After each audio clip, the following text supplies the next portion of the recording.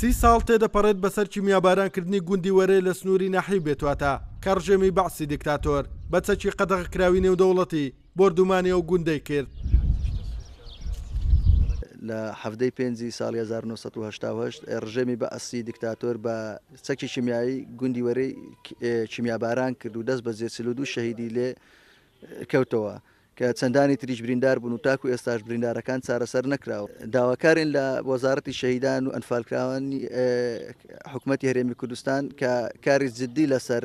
ئەوانە بکات کە برینداری حەقیقین.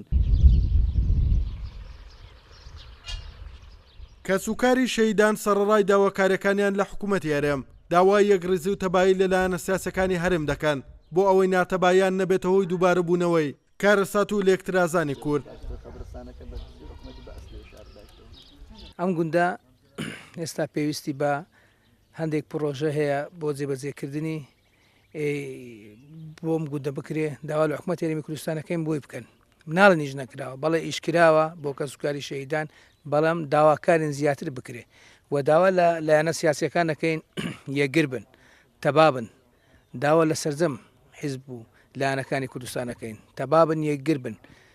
لەبەر ئەوەی کە دەڵێن تەباب و یەکگر بن بۆی ڕوحی ئەم شەهیدانە ئاسوودە بێ ڕۆی ئەم شەهیدانە لە گۆڕ ئاسوودە بێت داوایان لێکەین چیتر پەرتاوازەی نێوماڵی کورد نەکەن چی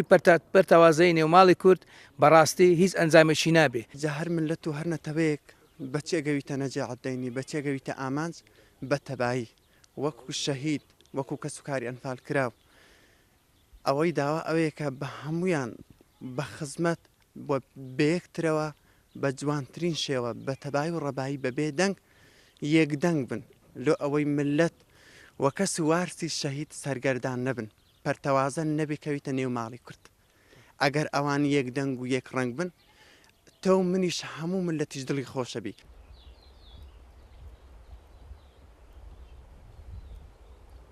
لە ڕۆژی هەفتەی ئایاری 1960 ڕۆژێک بەر لە جەژنی ڕەمەزان دانیشتوانی گوندی وەرێ ئامادەکاریان دەکرد بۆ ڕۆژی جەژن بەڵام ێوارەی هەمان ڕۆژ ڕژێمی بەعسی دیکتاتۆر بە چەکی قەدەغکراوی نێودەوڵەتی گوندەکەی بۆردومان و کیمیاباران کرد بەهۆیەوە 42 هاوڵاتی شەهید بوون و دایانی تریش بریندار بوون.